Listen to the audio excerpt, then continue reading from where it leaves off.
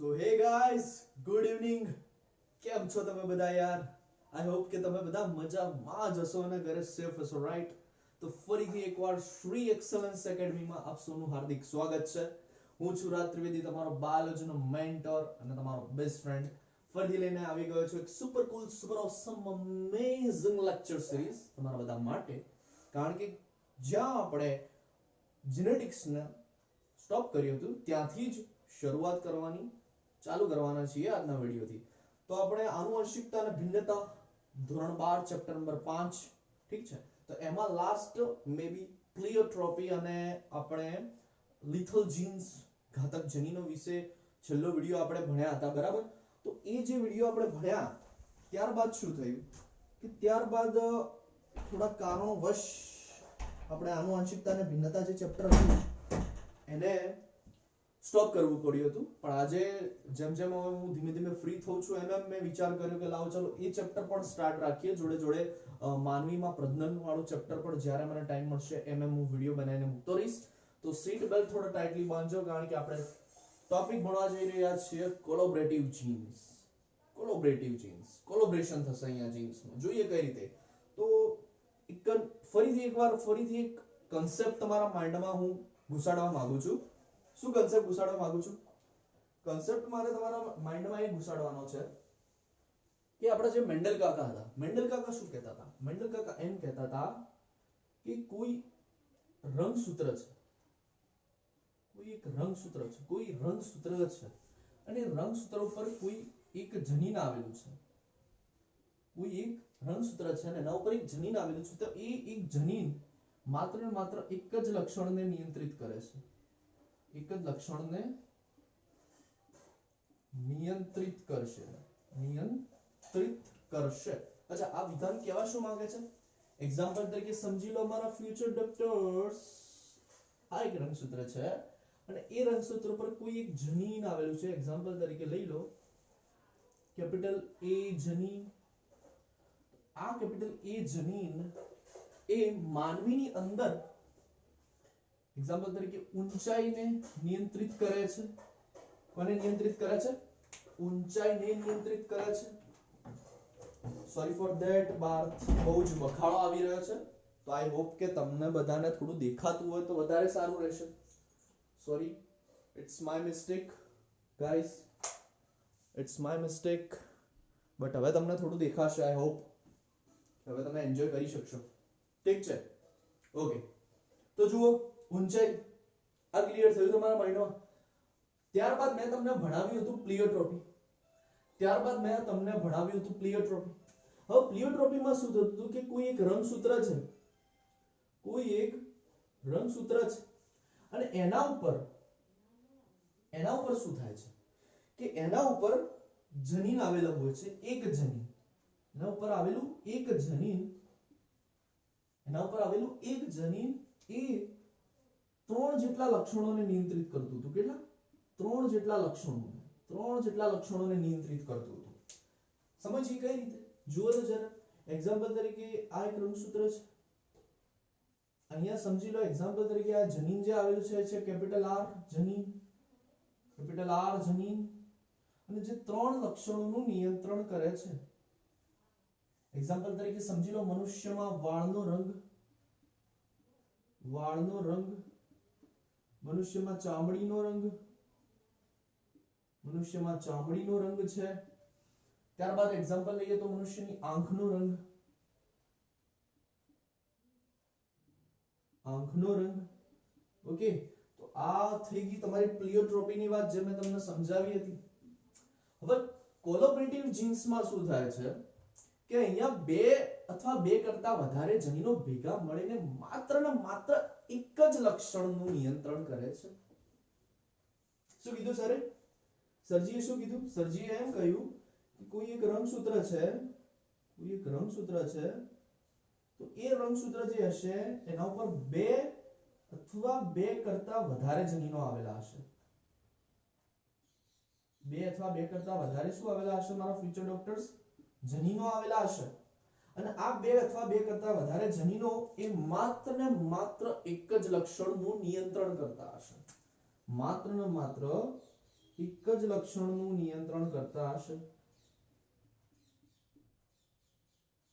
તો જુઓ મેન્ડલ કાકા તો આપણને શું કહીને ગયા હતા અને આજના જમાનામાં શું થઈ ગયું. ઠીક છે, તો ઇટ્સ કોલ્ડ ઇવોલ્યુશન, ઉત્ક્રાંતિ, બરાબર ને? પરિવર્તન થયા જ કરશે અને હજુ પણ સાયન્સ એ પ્રગતિ સાધી રહ્યો છે એટલે હજુ પણ ઘણી ઘણી વસ્તુઓ શોધવા મળશે. મેઇન ટોપિક ઉપર આવી જાઓ. આનું એક્ઝામ્પલ એક મસ્ત એક્ઝામ્પલ છે કે જેટલી મરઘી હોય ને, મરઘી હેન, મરઘી જેને તમે મરઘી કે મરઘા જે કહેતા હોય, તો એના ઉપર એક ક્રાઉન જોવા મળે છે તમને. ક્રાઉન એટલે શું? તાજ. જૂના જમાનામાં પેલા મહારાજાઓ રાજાને પહેરતા ને તાજ, પેલા આપણા ત્યાં એને મુગટ કહેવામાં આવતો હતો. ઠીક છે, આપણા ત્યાં એમને મુગટ તરીકે ઓળખવામાં આવે છે. તો એ મરઘી જે હોય છે, તમે નેટ ઉપર સર્ચ મારજો આ ટોપિક, તો તમને ત્યાં ફોટોગ્રાફ્સ જોવા મળી જશે, એના ઇમેજીસ. ઓકે, તો અલગ અલગ પ્રકારનો તાજ જોવા મળે છે એ જે મરઘી હોય છે એના ઉપર. તો એ જે એક્ઝામ્પલ છે એ છે કોલોબરેટિવ જીન્સનું એક્ઝામ્પલ. શેનું એક્ઝામ્પલ છે? એ કોલોબરેટિવ જીન્સનું એક્ઝામ્પલ. ઓકે જી, આ વસ્તુ તમારે યાદ રાખવાની છે કે એક જ લક્ષણને નિયંત્રિત કરે છે. કયું લક્ષણ? કે મરઘીમાં તાજનો આકાર કેવો હશે. મરઘીમાં તાજનો આકાર એટલે ક્રાઉનનો શેપ કેવો હશે? ગુલાબ આકારનો શેપ હશે, વટાણાના દાણા આકારનો શેપ હશે. ઓકે, ત્યારબાદ સિંગલ શેપ હશે. ઓકે, આવા ત્રણ ચાર જેવા શેપ મળે છે. આપણે એક એક કરીને બધા જોવાના છે. ઠીક છે, પણ પહેલા તમારો આ કોન્સેપ્ટ મગજમાં ક્લિયર થવો જોઈએ, કારણ કે એ બહુ ઇમ્પોર્ટન્ટ છે. સરસ, તો જુઓ હવે એક એક કરીને આપણે એને ભણવાનું શીખવાનું શરૂઆત કરી. ઠીક છે, તો એનર્જી થી રહેજો ભરપૂર. એનર્જી ભરપૂર હશે તો વધારે મજા આવશે મારા જોડે ભણવાની, કારણ કે હું પોતે જ એનર્જેટિક માણસ છું. Right? Thank you so much. તમારા બધાના આશીર્વાદ એ જ ઇફેક્ટ કરે છે મારા માટે. બહુ જ અનેરો આનંદ આપે છે મને. તો વાત કરીએ, ટોપિક તો મેં તમને સમજાઈ દો, કન્સેપ્ટ જે સમજવાનો તો એ તમે લખી દીધો હશે મે બી. હવે આપણે અહીંયા ભણવાનું છે કે મરઘીનો જે કલગીનો આકાર, એને કલગી કહેવાય ગુજરાતીમાં, ને? મરઘી ના કલગીનો આકાર, કલગીનો આકાર, કલગી એટલે ક્રાઉન, એનો જે તાજ છે એ. તો આના વિશે અભ્યાસ કોને કર્યો? તો બેટ્સન અને પુનેટ. કોને? સરજી બેટ્સન અને પુનેટે સૌપ્રથમ આના ઉપર અભ્યાસ કર્યો. ઠીક છે, અને એમને કેટલીક માહિતી આપી. એ માહિતી હું તમને આપીશ, જે તમારે લખવાનું છે. જો આમાં કેવું હોય છે ક્રાઉનમાં, કે બે પ્રકારના જનીનો હોય છે. એક હોય છે કેપિટલ આર જનીન અને એક હોય છે કેપિટલ પી જનીન. હવે જો સંતતિમાં કેપિટલ આર જનીન ઉતરી આવે, હવે અહીંયા જોજો, કેપિટલ આર અને કેપિટલ પી બંને પ્રભાવી જનીનો છે. કેપિટલ આર અને કેપિટલ પી બંને પ્રભાવી જનીનો છે. જો પ્રભાવી કેપિટલ આર જનીન સંતતિમાં ઉતરી આવશે, ઓકે, હું અહીંયા લખું છું, પ્રભાવી કેપિટલ આર જનીન અથવા આર જનીન જે પ્રભાવી છે એ જો સંતતિમાં ઉતરી આવે તો એ ગુલાબ આકારની કલગી બનાવશે. કેવી? ગુલાબ આકારની. ગુલાબનું પુષ્પ હોય ને, ગુલાબનું પુષ્પ જોયું છે ને, એનો આકાર કેવો હોય? એ કેવા આકારે દેખાતો? બસ એવા ટાઈપની ગુલાબ આકારની શું બનાવશે? કલગી બનાવશે.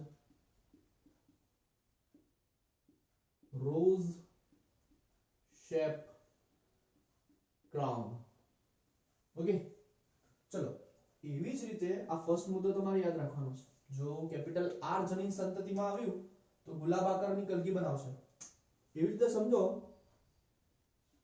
કેપિટલ પી જનીન આવ્યું, એ પણ શું છે? પ્રભાવી છે.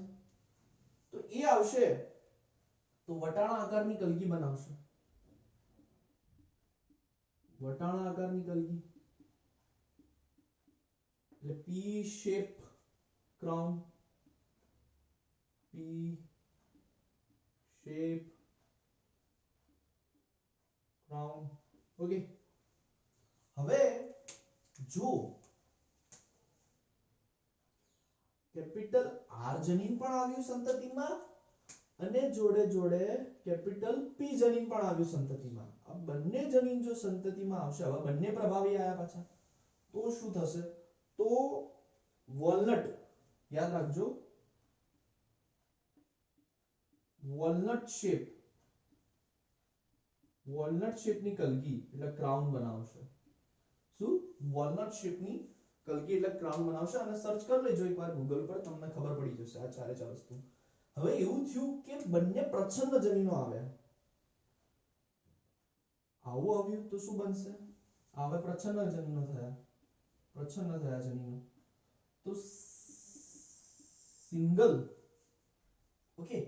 સિંગલ શેપ ક્રાઉન બનશે, સિંગલ શેપ કલગી બનશે. લાઈક આવી, જુઓ હું દર્શાવી દઉં, આવી સિંગલ શેપ કલગી. એના માથાનો વિચાર કરો, આ સમજી લો આ મરઘીનું માથું છે, એના ઉપર કંઈક આવી રીતે જોવા મળતી હશે. ઓકે, તો હવે મેઇન ચર્ચા કરીએ આપણે શું ચર્ચા કરવાની છે આના વિશે આપણે હવે ચાલુ કરીએ. જુઓ, એક્ઝામ્પલ તરીકે તમે લઈ લો, પિતૃ પેઢી લઈ લો. આનો ફટાફટ સ્ક્રીનશોટ પાડી લો. Yes, very good. તો હવે આપણે પિતૃ પેઢીની ચર્ચા કરીએ. પી પેઢી તરીકે લઈએ, સમજી લો. પી પેઢી તરીકે તમે લો છો, એક્ઝામ્પલ તરીકે પિતૃ પેઢી તમારી પી પેઢી જે છે, તો એમાં તમે લો છો, જુઓ, એક રોઝ શેપ ક્રાઉન ધરાવતી કલગી. Rose shape crown. રોઝ શેપમાં શું થશે? કેપિટલ આર એ પ્રભાવી હશે, ઠીક છે ને? ઓકે, તો આ આવશે ગુલાબ આકાર વાળી કલગી. ગુલાબ આકાર એટલે રોઝ શેપ.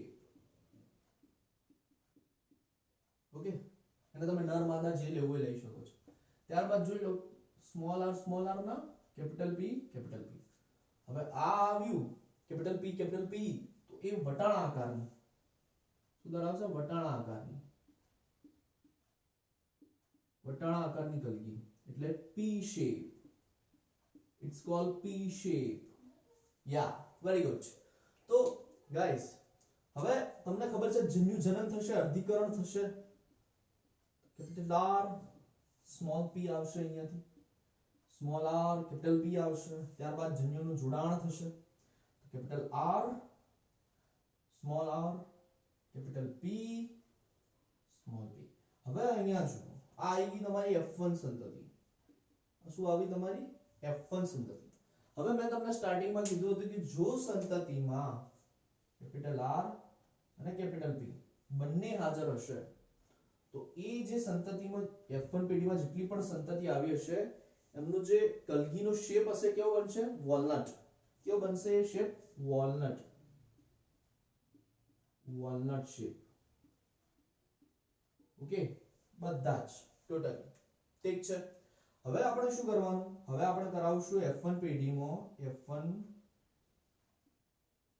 પેઢીમાં સ્વફલન, સેલ્ફિંગ કરાવશું આપણે. શું કરાવશું? સ્વફલન એટલે F1 સંતતિમાં જે વોલનટ શેપ વાળા મરઘીઓ આવી, એમનું જ અંદરના અંદર આપણે સંકરણ કરાવીશું. ઓકે, સેલ્ફિંગ કરાવીશું.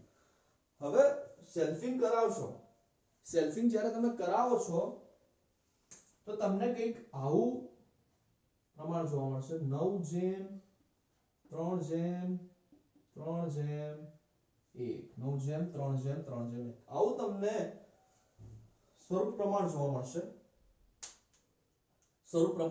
આવું 9:3:3:1, જેમાં જે 9 હશે, 9 મરઘીઓ જે આવી, એક્ઝામ્પલ તરીકે તમને 16 સંતતિ મળે છે. કેટલી સંતતિ મળી છે? 16 સંતતિ મળી F2 પેઢીમાં. તમને 16 સંતતિ મળી. 16 માંથી 9 જે મરઘી હશે એ વોલનટ શેપ વાળી હશે.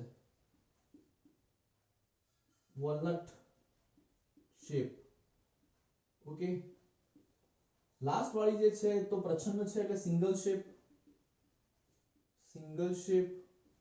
ઓકે જી, એકને તમે લઈ લો વટાણા આકારની ને એકને તમે લઈ લો ગુલાબ આકારની, એટલે પી શેપ અને રોઝ શેપ. તો આવું તમને મળશે તો તમને એક ખ્યાલ આવશે, એક વિચાર આવશે કે સરજી આવું તો અમને દ્વિસંકરણના પ્રયોગમાં પણ મળ્યું હતું, પણ મારા ફ્યુચર ડોક્ટર્સ દ્વિસંકરણના પ્રયોગમાં મેન્ડલે બે લક્ષણોને ધ્યાનમાં લીધા હતા. કેટલા? બે લક્ષણોને ધ્યાનમાં લીધા હતા. કયા કયા બે લક્ષણો હતા? એક હતો રંગ, વટાણાનો રંગ, પીળા રંગ કે લીલા રંગ, અને એક હતો એનો આકાર, ગોળ કે ખરબચડો. મેન્ડલે આ બે લક્ષણોને ધ્યાનમાં લીધા હતા. મારા ફ્યુચર ડોક્ટર્સ, જ્યારે અહીંયા પુનેટ અને બેટ્સને માત્ર ને માત્ર એક જ લક્ષણને ધ્યાનમાં લીધું છે, અને એ લક્ષણ કયું છે? એ લક્ષણ છે કલગીનો આકાર. જસ્ટ કલગીનો આકાર. આ જ લક્ષણને ધ્યાનમાં લીધું. ત્યાં બે લક્ષણને ધ્યાનમાં લીધું હતું ત્યારે 9:3:3:1 પ્રમાણ મળ્યું હતું.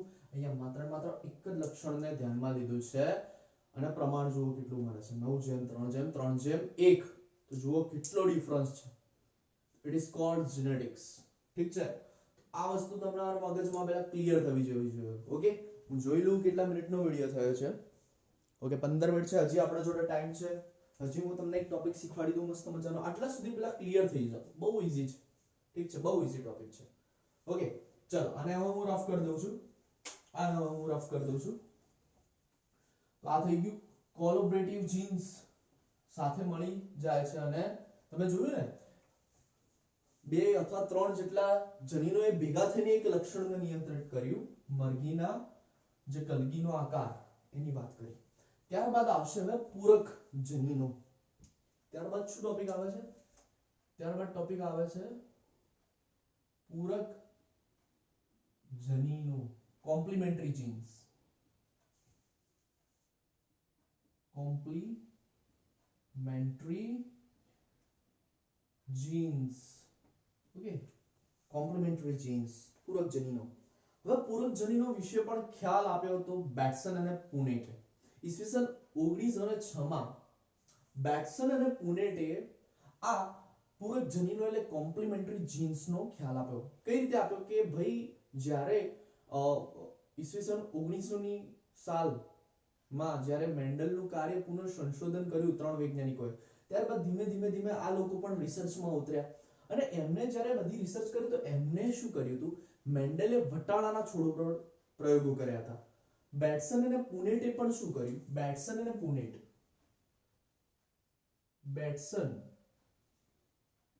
પુનેટ વાત છે આ ઈસવીસન 1906 ની. એમને પણ વટાણાનો છોડ જ લીધો, પણ મેન્ડલે જે વટાણાનો છોડ લીધો હતો એ હતો ગાર્ડન પી.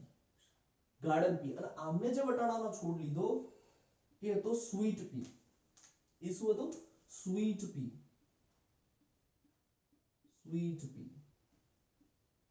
ઓકે, એમને લીધું હતું સ્વીટ પી. ઠીક છે. લેથેરિસ ઓડોરેટસ એનું વૈજ્ઞાનિક નામ યાદ રાખજો. લેથેરિસ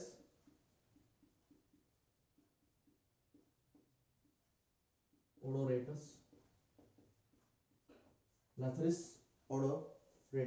ઠીક છે, આનું વૈજ્ઞાનિક નામ છે લેથાયરિસ અથવા લેથારિસ પણ વંચાય, લેથાયરિસ ઓડોરેટસ. ઓકે, તો આના ઉપર એમણે પ્રયોગો કર્યા અને બહુ જ અલગ જ પરિણામ અમને પણ પ્રાપ્ત થયું. જોઈએ શું થયું હતું. તો વટાણાનો જે છોડ હોય છે, હવે આ વટાણાનો છોડ જે સ્વીટ પી છે એમાં બે પ્રકારના પુષ્પો ધરાવે છે. બે પ્રકારના પુષ્પો અહીંયા ઉત્પન્ન થશે. બે પ્રકારના પુષ્પો એટલે પુષ્પો કઈ જુદા જુદા નહીં હોય. બે પ્રકાર એટલે રંગની બાબતે બે પ્રકાર ધરાવે છે. એક જે પુષ્પો ઉત્પન્ન થાય છે એ થાય છે જાંબલી રંગના, અને બીજા જે પુષ્પો ઉત્પન્ન થાય છે એ થાય છે સફેદ રંગના. ઓકે જી, એક થાય છે જાંબલી રંગના અને બીજા જે પુષ્પો ઉત્પન્ન થાય છે એ થાય છે સફેદ રંગના. ઓકે, હવે ક્યારે પુષ્પ જાંબલી રંગનું બનશે અને ક્યારે પુષ્પ સફેદ રંગનું બનશે? તો જુઓ, અહીંયા આપણે લખી દઈએ એક્ઝામ્પલ તરીકે, સમજો. હા, ઓકે, ચલો આવું કરીએ. અહીંયા લખું છું, ધ્યાન રાખજો કે જો કેપિટલ, અહીંયા પણ બે જનીનો હોય છે, બંને જનીન પાછા પ્રભાવી છે. એક છે જનીન કેપિટલ સી જનીન અને એક છે કેપિટલ પી જનીન. ઓકે, હવે જો સંતતિમાં કેપિટલ સી જનીન આવશે, તો એ છોડનું પુષ્પ બનશે સફેદ રંગનું. શું કીધું મેં? જો સંતતિની અંદર કેપિટલ સી જનીન આવશે તો પુષ્પ બનાવશે સફેદ. જો સંતતિની અંદર કેપિટલ પી જનીન આવશે તો પણ પુષ્પ કેવું બનશે? સફેદ. પરંતુ જો સંતતિની અંદર કેપિટલ સી અને કેપિટલ પી આ બંને જનીનો ભેગા આવ્યા તો એ પુષ્પ બનાવશે જાંબલી. ઠીક છે, ડન ડન ડન ડન યા. તો અને જો આવું થયું સ્મોલ સી વત્તા સ્મોલ પી, આવું કઈ આવ્યું સ્મોલ સી વત્તા સ્મોલ પી, તો એ શું બનાવશે? તો એ બનાવશે સીધું સફેદ રંગનું પુષ્પ. તો જુઓ, એકલું કેપિટલ સી જનીન આવશે તો પણ સફેદ પુષ્પ બનાવશે સંતતિની અંદર, એકલું કેપિટલ પી જનીન એની અસર દર્શાવશે તો પણ સંતતિની અંદર સફેદ પુષ્પ બનશે. આ બંને ભેગા મળીને જો અસર દર્શાવશે, પોતાની અભિવ્યક્તિ કરશે તો જાંબલી રંગનું પુષ્પ બનશે. અને બંને રેસેસિવ આવ્યા, પ્રચ્છન્ન આવ્યા તો સફેદ રંગ બનશે. ક્લિયર આટલું સુધી? ઓકે જી, સરસ. તો હવે ઓકે, એનું ક્રોસ તો આપણે પછી, હા પહેલા ક્રોસ જોઈ લઈએ આપણે એકવાર. એનો એકવાર આપણે ક્રોસ જોઈ લઈએ. તો જુઓ, એની પિતૃપેઢી હું અહીંયા લખું છું. પિતૃપેઢી જે છે એમાં જોઈ લો બંને સફેદ સફેદ આવશે, નર અને માદા. જુઓ કઈ રીતે, અહીંયા એક્ઝામ્પલ તરીકે બંધારણ લઉં છું. કેપિટલ સી સ્મોલ પી અને નર માદા લઈ લો. આ નર છે એક્ઝામ્પલ તરીકે, જે સફેદ પુષ્પો ઉત્પન્ન કરે છે. અહીંયા પણ લઈ લો બીજું એક્ઝામ્પલ, સ્મોલ સી કેપિટલ પી જે છે માદા, જે પણ કેવા પુષ્પો ઉત્પન્ન કરે છે બેટાજી? સફેદ. ઘણા ટાઈમે આ શબ્દ આવ્યો મારા અંતરથી, બેટાજી. સારું કહેવાય, પ્રાઉડ ઓફ માયસેલ્ફ. ઓકે જી, તો હવે શું થશે તમને ખબર જ છે, જન્યુજનન અર્ધીકરણની ક્રિયાઓ થશે. કેપિટલ સી સ્મોલ પી, અહીંયાથી આવશે સ્મોલ સી કેપિટલ પી. હવે તો તમે બધા આમાં નિષ્ણાતો થઈ ગયા છો. Capital C small C capital P small P. હવે F1 સંતતિ જે આવે છે, F1 પેઢી જે આવે છે, F1 પેઢીમાં શું થાય છે કે અહીંયા બંને કેપિટલ સી અને પી જનીન હાજર છે. પરિણામે F1 સંતતિમાં જે પણ પુષ્પ ઉત્પન્ન થશે બધા કેવા થશે? જાંબલી રંગના. કેવા થશે? જાંબલી રંગના ઉત્પન્ન થશે. હવે આમાં જો સ્વફલન કરાવવામાં આવે પછી તમારે F1 પેઢીમાં શું કરવાનું? સ્વફલન. આનું સ્વફલન, F1 નું સ્વફલન કરાવશો તો જે F2 પેઢી આવશે એમાં પણ તમને એક્ઝામ્પલ તરીકે 16 સંતતિઓ મળે છે, કારણ કે 2n વાળું સૂત્ર લગાવીને તમે જોશો તો 4 જન્યુઓ બને છે ને, 4 ઉપર મૂકો 4 નીચે મૂકો, ચોખ્ખું 16 સંતતિઓ તમારા સાથે આવી જશે. ઓકે, તો F1 માં સ્વફલન કરાવો છો તો ત્યારે તમને કંઈક આવું પ્રમાણ મળશે 9:7. જેમાં જે 9 હશે એ જાંબલી રંગ ધરાવતા હશે, 7 હશે એ સફેદ રંગ ધરાવતા હશે. ઓકે, આવું કંઈક પ્રમાણ પ્રાપ્ત થશે. એકદમ ઈઝી છે આ ટોપિક, એકદમ ઈઝી છે, આવડી જવું જોઈએ અત્યારના અત્યારે. હવે આપણે એ શીખવાનું છે કે આ જાંબલી પુષ્પ કઈ રીતે ઉત્પન્ન થાય છે. તો તમને ખબર છે કે એક્ઝામ્પલ તરીકે મમ્મી છે રસોડામાં જમવાનું બનાવવાની તૈયારી કરી રહી છે. મમ્મી છે અને રસોડામાં જમવાનું બનાવવાની તૈયારી કરી રહી છે. તો મમ્મીને જમવાનું બનાવવું હોય, મમ્મીને રોટલી બનાવી છે, મમ્મીને શાક બનાવવું છે, મમ્મીને દાળ બનાવી છે, મમ્મીને ભાત બનાવવા છે, તો મમ્મીને શેની જરૂર પડશે? તો તમે મને કહેશો સરજી મમ્મીને લોટની જરૂરિયાત પડશે, પાણીની જરૂરિયાત પડશે, શાકભાજીની જરૂરિયાત પડશે, તેલની જરૂરિયાત પડશે, ગેસ સિલિન્ડર કે બીજું બધું જે પણ હોય, ભાતની જરૂરિયાત પડશે, બરાબર, મસાલા જોઈશે. ઓકે, તો આ બધું જોઈશે. તો આ બધું એ મમ્મી માટે રો મટીરિયલ થઈ ગયું. આ બધું મમ્મી માટે શું થઈ ગયું? રો મટીરિયલ થઈ ગયું. જો તમે મમ્મીને આ રો મટીરિયલ આપશો તો મમ્મી તમને જમવાનું બનાવીને આપશે. તો હવે આપણે એ સમજીએ કે અહીંયા જાંબલી પુષ્પ કઈ રીતે ઉત્પન્ન થાય છે. જુઓ, તો હું તમને અહીંયા એ સમજાવું છું, એના વિશે તમે ધ્યાન રાખજો થોડું કે હું શું કહેવા માંગુ છું. ઓકે જી, જોઈએ કઈ રીતે આવે છે. આ તમને NCERT ની અંદર ક્યાંય નહીં મળે, પરંતુ આ હું દર વખતે કહું છું NCERT ને ડીકોડ કરશો. કઈ રીતે કરશો? Between the lines. A decode કરશો તો તમને આ જોવા મળશે, બાકી કોઈ ચાન્સ જ નથી, તમે આ બુકમાં જોઈ જ નહીં શકો. ઓકે જી, તો જોઈએ શું થાય છે કે તમારા પાસે રો મટીરિયલ છે.